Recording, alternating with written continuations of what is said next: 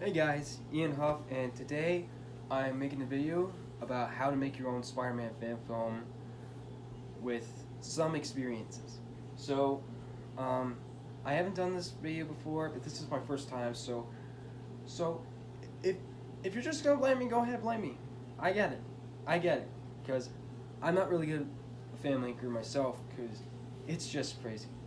Because back then I used to made a fan film, a Spider-Man fan film, and I wanted to make a sequel, which did not turn out as I thought it would. So the first one I made and was great, and I did a remastered version, which was shorter than the last one I made. So here's a tip that I'm going to give you on that. So the first thing you got to get a good story. Yeah, yeah, you're gonna get a good story. You gotta get a good plot and script. You gotta go from the basics. Start into the basics. That's the basics of the film. You gotta get back into the basics. Start with the basics. That's the first thing. Okay? You gotta start with the original story. You can't just go, Jeanette. You can't go. You can't make it like like from the original Spider. Like, that's we don't want that. Just create it your way, and that's how you're gonna do it. And yeah, you got a great story. I have made my own Spider-Man story. Some of it was accurate to the story, and I did the part where Peter Parker went into the garage and he got bitten by a spider. He well with he wasn't alone. He was with Harry. We shot that in my grandma's house in the garage, and it was great. The shots were great, sort of, and well, I should have had more cinematography. It was on a tripod. It was good. It was good though. I had really great cinematography. Great. There was no good cinematography for that. So that's number two. You had to have a good cinematography. Mm, the first one I did was the first cinematography I had from the first thing. Um, I had cinematographer for Spider-Man versus Scorpion. He was my main character. Um, he I did where my brother Jeremy had to hold a camera, and he would hold it like this. It's an HD camera. It's not that a good camera, but it's a I guess you could say it's just one of the old-fashioned cameras. It was a 1080 pixel full HD camera, which is not. It's got some good definition to a movie vibe, but it's really good. So that's number three. So cinematography. So back to cinematography. Number two. Um, we got into this great moment where after the punch, I shook my head and stood, and Jeremy moved with the camera, and that was a sort of a good cinematography, kind of the um, like I'm gonna face this villain. Like this villain is stronger than me, but I'm gonna stop him no matter what cost. So that's a good thing about cinematography. Sometimes the fight scenes had to be lethal. It had to be like handheld. Some of it has to be more has more potential. So that's the best thing about cinematography. And now number three is get good equipment. So recently, I wanted to make a Spider-Man fan film. I didn't have a story, didn't I?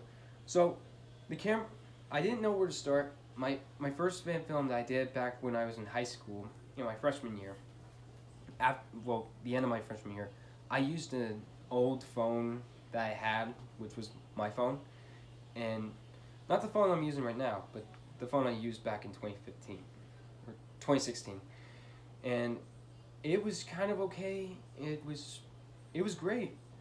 The fight scene wasn't great, and okay, that'll be in number four. So you gotta get a better camera. So I will be getting a better camera and use my other camera I used last time. Use it for BTS videos, DIY videos, all of that stuff. So that I'm gonna be keeping. So you gotta use different types of equipment, and the one I used in my Spider-Man fan film that that's only been or exists for a few years, like last year, only for a few months. That it was kind of a bummer. It was it was just green screen effect. Just don't do that. It's not good. I mean, just you might get a green screen, but you'll have to get better effects, and somewhat you can do not really web swinging. So, so it's gonna be really cool. Visual effect. So, okay, now that's just pretty great. So visual effects is visual effects. You gotta get great visual effects. So, I just used Filmora 9. It's which is another equipment. It's a simple editing software. It's free and it's not much of a big Hollywood budget deal, but it's a really good it's a good software that people use, and it's how I used it for my Spider-Man fan film, which was called Spider-Man Dream of a Hero. So that didn't work out. So it was a really good film, and I really loved it. Now the next one, you gotta get fight scenes. The fight scenes are really great. You just gotta do basic technique, which recently I had some good shots of me fighting the Scorpion, but it was too far. I was doing we were practicing our fight before the shoot, and we sort of got it right. We sort of got it good, and I did good with the visual effects with the shaky movement, and it was good. It was good, and good VFX were in it too, and I did really great with this stuff, with editing. So you gotta use the right technique. If you look at future filmmakers' videos, they'll explain everything, and it's really great. They have a really great channel. It's really awesome, and I would totally check out their channel. Which introduces Spyro Noah and his buddy Ryan Johnson. So this is going to be really cool. So just take advice from them. And the next thing, editing. No, casting. You gotta have a good cast for the film. So all you gotta do is get some good casting, and that's the next basic thing that you gotta do. So my brother, so it was just me and my 3 brothers. I didn't really have much of a cast, but I will get a better cast. And even the second movie, I casted myself as the Green Goblin and Faceless Harry Osborn, and I did have videos back then, but that was from my mom's computer, not from anything else. So I decided to cancel it since it was during my service mission. I wanted to release it, but I didn't. So that's when, boom. And the last thing is editing. Editing is one of the basic things ever. You gotta get the right motive. You gotta have sound, good music, everything. You gotta put it all in the film, and you have to get it right, and you have to get the credits, titles, everything. So that's the best thing ever. And that's pretty much it. That's how you make your Spider-Man fan film. So I've been doing a lot of ideas, and I've been doing a lot of writing. So I did cancel. So the second Spider-Man fan film, I did want to make a Spider-Man fan film, and it didn't work out.